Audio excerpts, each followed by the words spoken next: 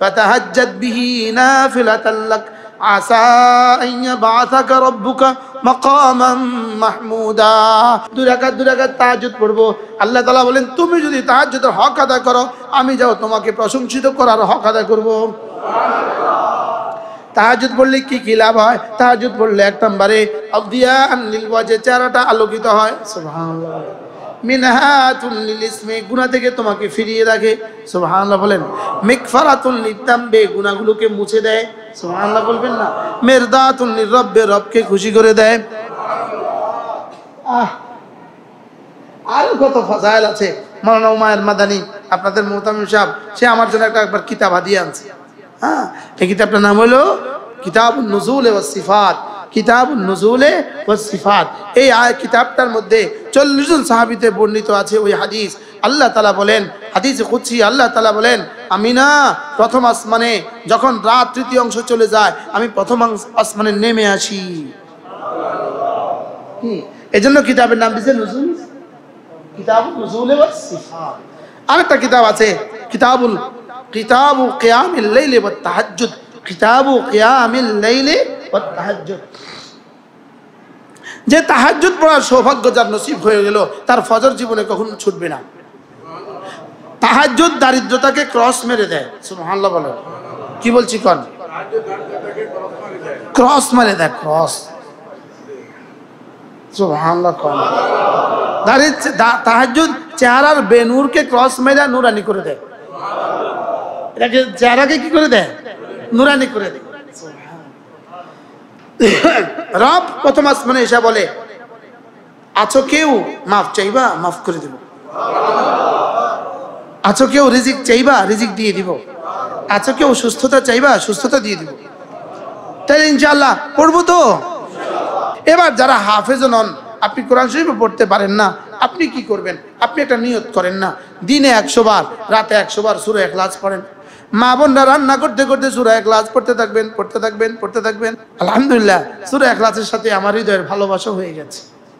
সূরা ইখলাসের কথা বলতে বলতে আমার হৃদয়ের কি হয়ে গেছে? আলহামদুলিল্লাহ এটা ভালোবাসা হয়ে গেছে। ইন্না হুব্বাকা ইয়াহা তুদখিলুকাল জান্নাহ। আল্লাহর নবী সাহাবীকে বললেন সূরা ইখলাসের ভালোবাসা তোমাকে জান্নাত পর্যন্ত পৌঁছিয়ে দিবে। লান্না ফিহা আওসাফার রহমান, কারণ এর মধ্যে শুধুই আমার প্রেমাস্পদের কথা আছে। এর মধ্যে শুধুই আমি যাকে ভালোবাসি তার কথা আছে। সুবহানাল্লাহ। তাহলে সূরা ইখলাস প্রতিদিন 100 বার করে ইনশাআল্লাহ। 15 মিনিট লাগে, 15 মিনিট, 15 মিনিট, 15 মিনিট, শুধু 15 মিনিট। দাম কত হয়ে গেল? পারবো না ইনশাআল্লাহ?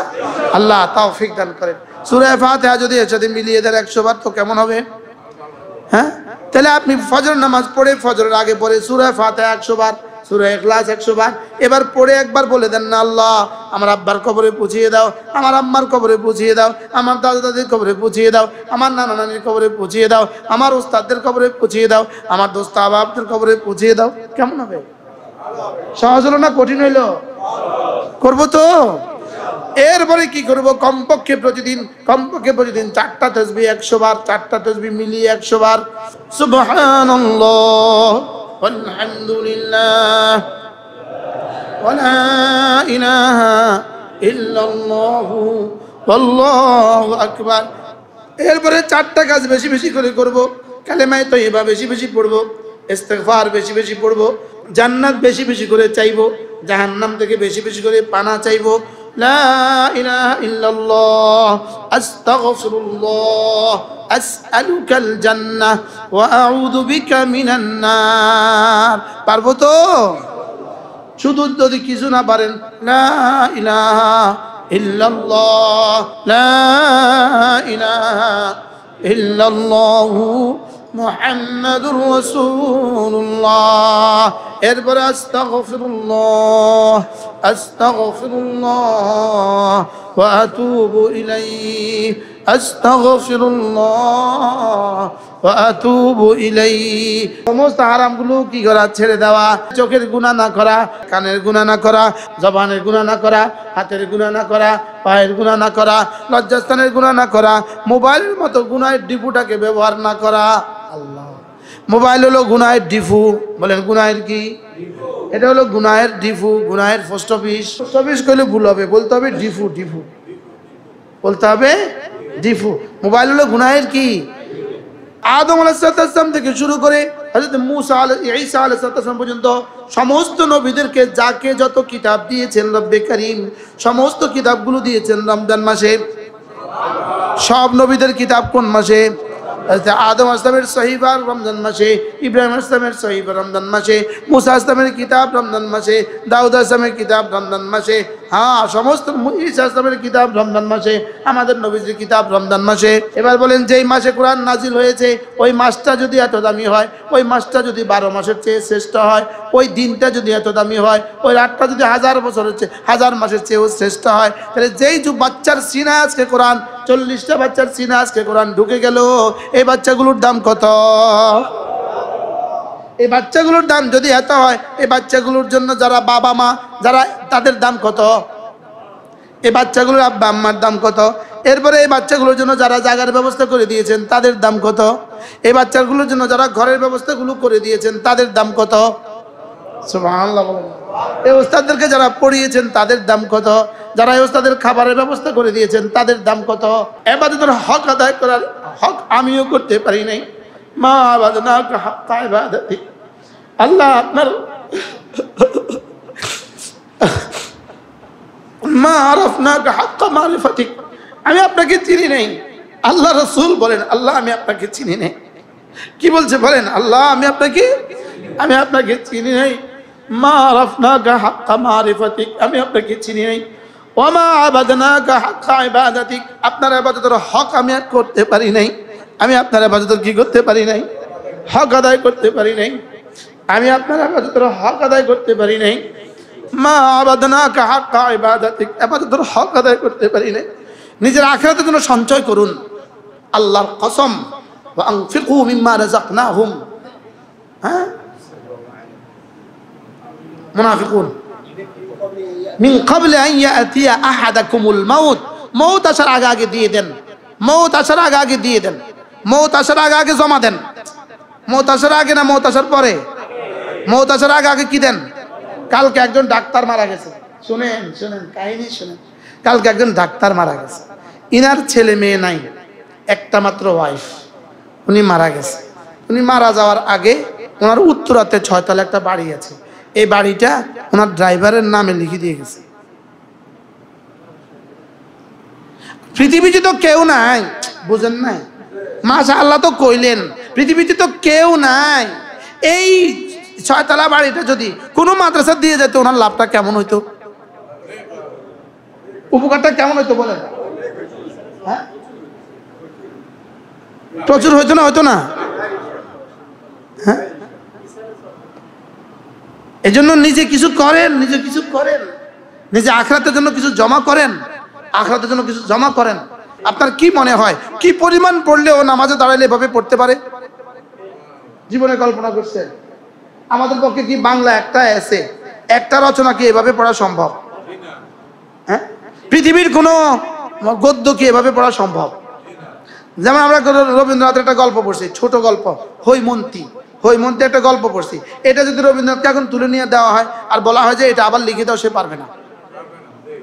পৃথিবীর রবীন্দ্রনাথের উপরে যে পিএইচডি করছে তাকে যদি তুলে নিয়ে দেওয়া বলা হয় হৈমন্তী গল্পটা A to Z আবার দাড়ি কমা সহ লিখে দাও, সে পারবে না।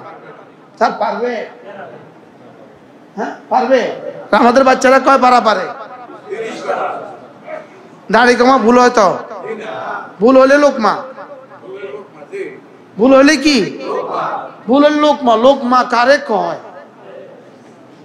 বাস্তব না বাস্তব? হ্যাঁ তাইলে কি বলছিলাম? কোরআন কারীমের তেলাওয়াত নিয়ত করেন, গায়রে হাফেজ যারা আছি 3 খতম কোরআন শরীফ পড়বো ইনশাআল্লাহ। এবার যারা হাফেজ নন, আপনি কোরআন শরীফ পড়তে পারেন না, আপনি কি করবেন? আপনি একটা নিয়ত করেন না, দিনে 100 বার, রাতে 100 বার সূরা ইখলাস পড়েন। তো আপনি কোন অংশে ইনশাআল্লাহ না করলে কোন অংশে ইনশাআল্লাহ করবেন? আপনি শুধু এই অংশে ইনশাআল্লাহ করেন যে আমি মরবো ইনশাআল্লাহ।